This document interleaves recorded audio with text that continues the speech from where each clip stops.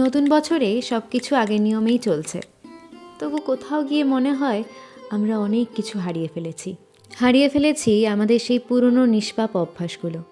তোমরা হয়তো বলবে, এ তো অভ্যাস, অভ্যাস কি কখনো হারায় নাকি? হ্যাঁ, হারায়, নীরবে, ধীরে ধীরে, আমাদের অজান্তেই। শৈশবে মায়ের কাছ থেকে 10 টাকা নিয়ে দৌড়ে দোকানে যাওয়া, নতুন বছরে প্রিয় বন্ধুকে একটা ছোট্ট গ্রিটিংস কার্ড দেওয়া, নিজের হাতে সাদা কাগজের রঙিন তুলি চালিয়ে কাঁচা অক্ষরে লেখা হ্যাপি নিউ ইয়ার। আজ আর কি আছে সেই সব অভ্যাসগুলো? না, নেই। এখন সব কিছুই আছে হোয়াটসঅ্যাপ আর মেসেঞ্জারে, কিন্তু তাতে কি মন ছোঁয়া অনুভূতিটুকু আছে? নাকি সবই কেবল ফর্মালিটি আর কপি পেস্ট করার শুভেচ্ছা, যার ভিতরে হৃদয় স্পন্দনটুকুও নেই?